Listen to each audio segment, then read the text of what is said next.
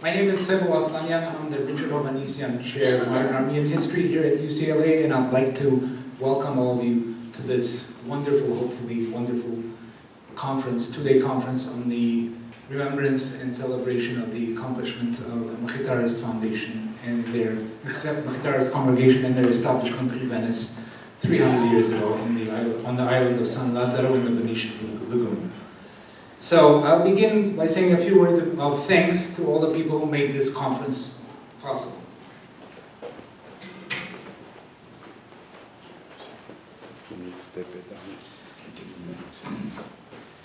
So conferences are not created overnight. They are not the work of one individual, and certainly not even of one institution. To create them, one needs an elaborate network of collaboration and support, generous collegial co-sponsors and assistants, and above all, a talented body of scholars who are willing to travel long distances, often to share the fruits of their knowledge with total strangers. So on that note, I want to begin by officially thanking all the participants who accepted the invitation to come here today and to share their work. Thank you very much. Let me now thank our major co-sponsors. I'll begin by thanking the holder of the Naregati Chair, Dr. Peter Kawi, and then thank the National Association for the Advancement of Armenian Studies and Research in Boston, and its director, Sarah Ignatius, and the director of Academic Affairs, Mark Mamigonian, as well as their representatives here in California, Bruce Roth, Rupen Berberian, and Gregory Kitabchan. As you can see, they have their banner flying high in two different locations, and we agreed that the banner would be flying so long as they respected one proviso, and that is that they would desist from major plunder and raiding activities after their banner was shown. So, second, I'd like to also thank and express my gratitude to my colleague across town, the director of the USC Dornsife Institute for Armenian Studies, Salpi Ghazarian. Some of you, of course, may have heard of this institute.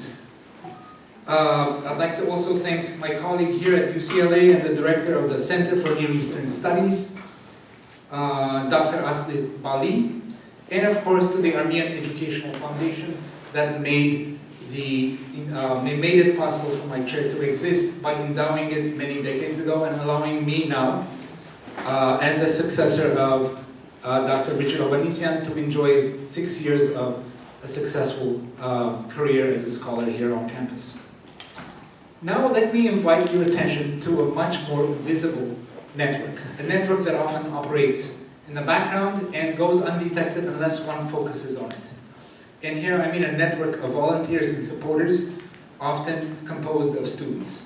So here my heartfelt thanks go out to the following graduate students: Jesse Arlen,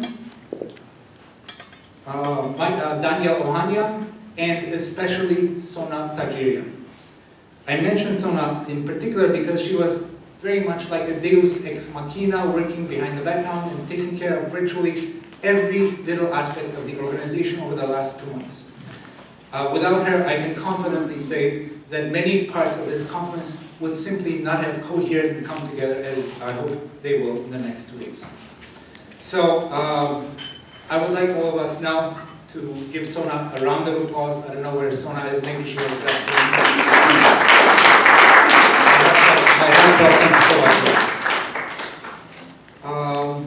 I would also like to thank Ara Sohomonian for volunteering without any prodding to design beautiful posters for this conference, as well as booklets, which you can find in the back of the hall on the table. Last but not least, it would be remiss of me not to remember and to thank my soulmate and fellow historian of things Armenian, chair of the Armenian Studies program at UCI, Dr. Huri Berberian, who for many months, ever since I became involved in this conference, has put on a display of incredible patience, support, and encouragement. And of course, thank you all for being here. We have 2 days of back-to-back exciting panels, often with new information, and I hope that to meet some of you later on and converse, and that you will enjoy the conference. And let me make one last statement before we move on, and that is that a number of speakers were unable to join us in person, including with His Eminence, His Excellency Archbishop Levon Zekian, who was kind enough to send us a speech that his representative, the Reverend Vahan Ohania, is going to read for him following in a short one. And Benedetta Contin was also unable to show up due to unexpected difficulties. So her paper will also be read for the first panel. And lastly, Dr. Gevorg Devartamian of the Matenataran was kind enough to send us his lecture. Due to difficulties, he was also unable to be here, but told me to express his apologies for not being here. I would like to now call the co-sponsors one by one to say a few remarks of welcome, beginning with Dr. Aslı Baldi, the director of the Center for Near Eastern Studies and also the director of the newly founded Promise Institute. Aslı.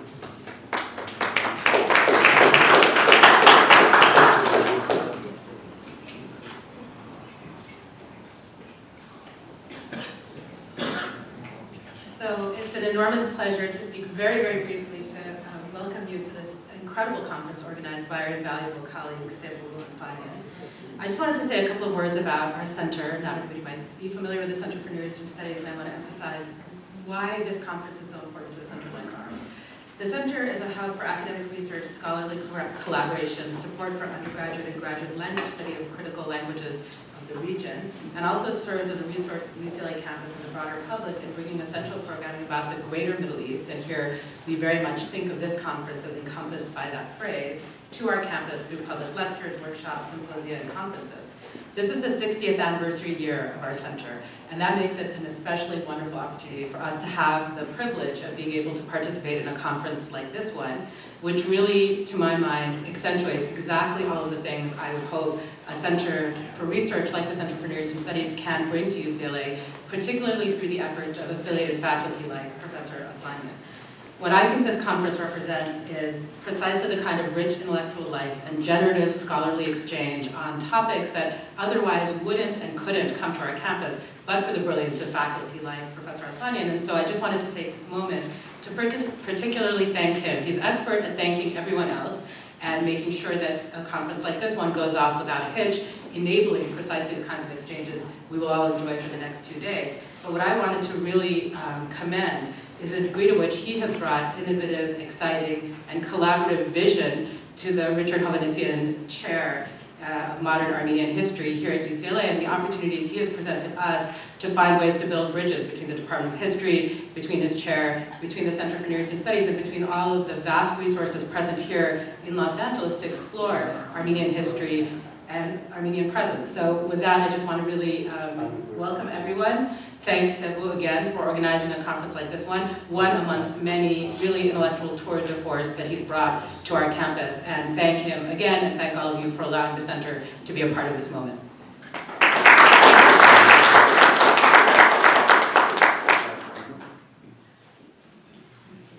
Thank you very much, Aslı. Those are very generous thoughts. I would like to invite now Dr. Peter Kali, the esteemed Naregati Chair of Armenian Studies here at UCLA, to say a few words, followed by Salpi Ghazali.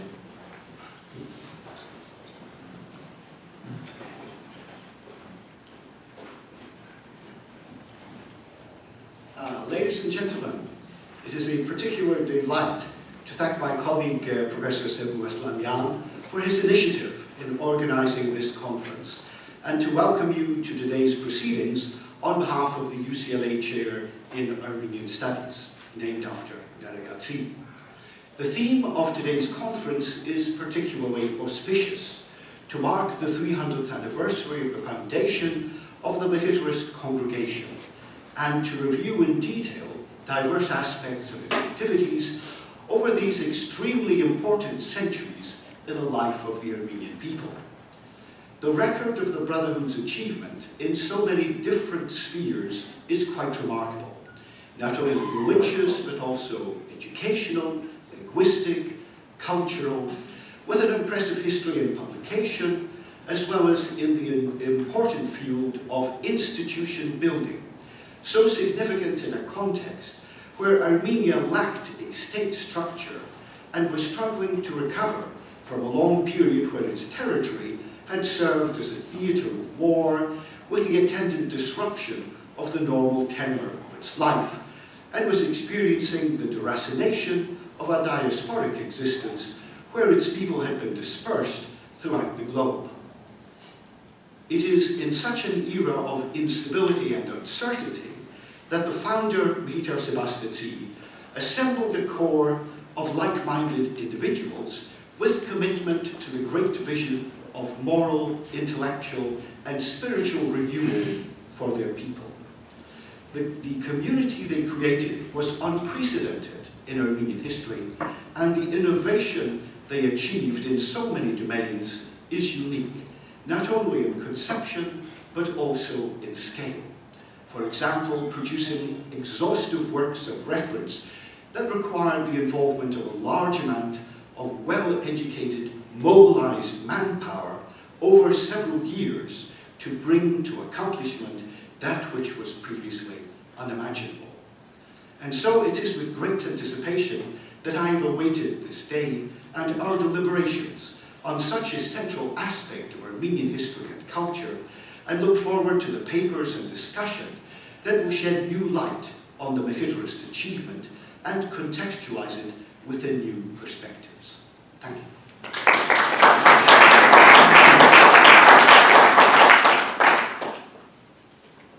Now I'd like to invite Salpi Khazaria, my esteemed colleague across town.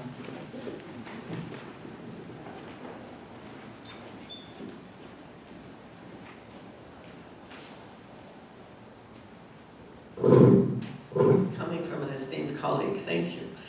But truly, good morning, and thank you, Professor Aslanyan, for the opportunity to support and to some extent collaborate in this, as Aslavala said, very unique and unusual sort of presentation, almost a luxury. I think that here in Southern California, we aren't quite aware of the huge scholarly potential that we have. 4 chairs, 1 institute, several departments and programs, and one of our tasks ought to be, the integration, conscious effort to integrate Armenian issues within the global discourse and to look at global issues from an Armenian perspective, and to do this so publicly, to make sure that the scholarship is also public scholarship, which is why this conference is so important and why we're so grateful to be here. This conference, after all, confessionalization, reform, the formation of liberal democracies, the formation of the modern state, these are the issues that this conference will touch on, but that really are the issues that the world is talking about today. And it reinforces the academic community's readiness, not just in Southern California, but from around the world through the guests who are here, to be a part of that global discourse. So thank you again for the opportunity. I look forward to an enjoyable 2 days.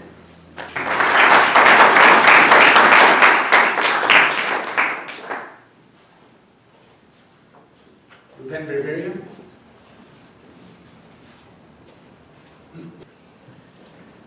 Good morning. I also want to extend my thanks to Professor Sebu Aslanyan for what is likely to be a very incredible conference. I'd also like to take this opportunity to update you on what NASR has been doing. NASR, the National Association for Armenian Studies and Research, for 60 years has been promoting scholarship, research, and publications. It endowed the first chairs of Armenian study academic programs in 2017 throughout the United States, including 22 in Southern California, up from 15 in the prior year, and 4 here at UCLA in 2017, up from 2 the prior year. NASR provides grants and financial aid to scholars. Here's the list of the 2017 grant winners, also in collaboration with the Knights of Vartan Fund, which NASR administers. NASR owns the Mardikian Reference Library, which has over 27,000 books, which is soon to increase to 40,000 books. NASR is transforming its headquarters into a global Armenian center connecting scholars of Armenian studies and the public. NASR is a top distributor of Armenian topic books in the English language, including via the Nasser online bookstore. Nasser owns the Armenian Heritage Press, which publishes important scholarly works. There are currently 20 on sale on the website. Nasser publishes the Journal of Armenian Studies. Nasser hosted Armenian Heritage Tours, which in the past have included academics as the leaders of the tours, including J. Michael Hagopian, George Burnatian, Professor Richard Hovhanessian, who is here today, and the tour guide Armen Aroyan. In the past, Turkey has been problematic, but we're considering 1 or 2 trips in the upcoming year. Nasser publishes a newsletter, and Nasser has 511 members in 26 states. Consider joining Nasser and help Armenian studies, including for such great conferences like this one. Thank you very much.